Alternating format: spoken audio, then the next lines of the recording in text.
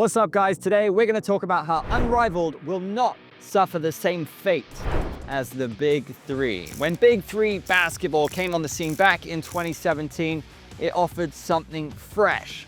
Ice Cube and Jeff Quatnett's entertainment exec teamed up to give an innovative take on basketball, 3 versus 3, which we've seen grow massively in popularity in recent years. It also offered a really cool set of rules, the 4-point rule, the fireball rule, no shot clock, and it gave a showcase for legends to come back and do their thing. However, despite its bold moves, it has faced an uphill battle to insert itself into the wider basketball picture. Ice Cube has long claimed that the NBA has been working against Big Three to stifle its growth. From blocking players from participating to allegedly co-opting Big Three's Elam Ending for the All-Star game, the accusations are damning.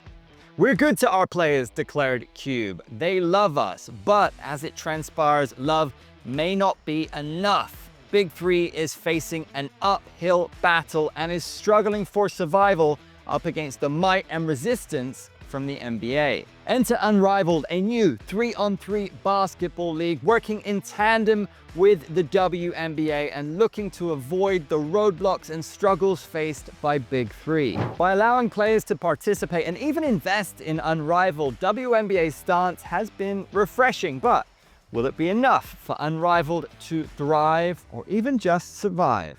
To understand why Unrivaled's path looks different from Big Three, we need to have a look at the struggles. Cube has constantly maintained that being stifled by the NBA has made his life so difficult for the league to really grow. It has actively blocked NBA owners from investing, and it has fought against its innovations, according to Cube, that is. "We've got more players, more owners, more GMs on our side," said Cube in an interview. You know, we're getting more players on our side, more owners on our side, more GMs, more coaches, more scouts are on our side. But the NBA's resistance persisted, forcing Big Three to navigate an unwelcoming landscape. The beginnings for Unrivaled have been markedly different. Now, I'm not saying the Big Three ever tried to work against the NBA, but we're seeing Unrivaled actively trying to work with the WNBA and finding joy in doing so. The two organizations are, for now, seemingly able to work in tandem. The WNBA's decision to allow players not just to participate, but also invest in Unrivaled is a massive plus for a league just starting out. It shows some really significant green shoots for the future. This collaborative ethos is what sets Unrivaled apart. They are not rivals, they're collaborating, they are not in opposition to one another. They are positioned currently to help each other. By focusing on inclusivity and empowerment, Unrivaled is setting itself up to give an attractive opportunity for players to play at home during the off-season. Traditionally, they would have to go and play abroad, sometimes very far away from home. Here, they can play on their back doorstep, and crucially, they can play alongside big players and make big money. Now, while the foundations are looking really strong for Unrivaled, this opening season is not without its challenges. There is no Caitlin Clark. There is no Aja Wilson.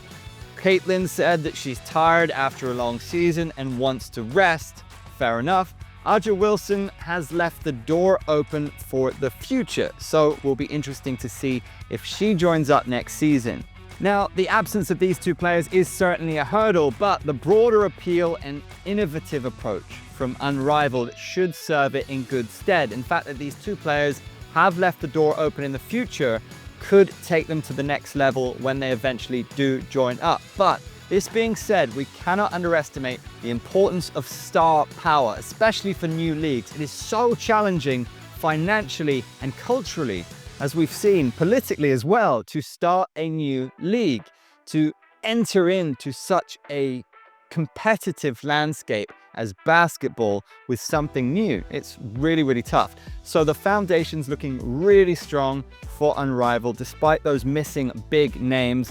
I think they can entice the likes of Clark and Wilson to join up in the future, and they will be looking very bright indeed. It will be crucial in these early stages to see how the league does, and can they learn from some of those challenges faced by BIG3. Unrivaled has scored a massive coup in being able to collaborate with the WNBA from the get-go. They have a clear vision. It's an inclusive, exciting, and innovative league. They do have plenty of big players. After all, this was started by Brianna Stewart and Afisa Collier, and they are set to have a very exciting start to this league. It prioritizes dynamic, fast-paced games. It's rumored that players will be paid well, with minimum 5-figure salaries on the go. Unrivaled has a media partnership with TNT Sports. They also have a major sponsorship deal with Samsung. The players will be wearing wearable tech, which will give real-time updates of what's going on the court, which should create a greater fan experience. They're said to be creating 600 pieces of social content via this partnership with Samsung. And this is how difficult it is to start a new league. You've got to do TV deals, you've got to navigate politics, culture, you've got to bring in the fan base, the eyeballs, and you've got to attract the big players. It is a nightmare trying to make success of a new league, but all the signs that we're seeing looks like Unrivaled is doing everything right. And of course, in 2017, BIG3 had so many fresh ideas, was super innovative, had a lot to like about it, but just suffered so much from that initial and ongoing lack of support from the NBA.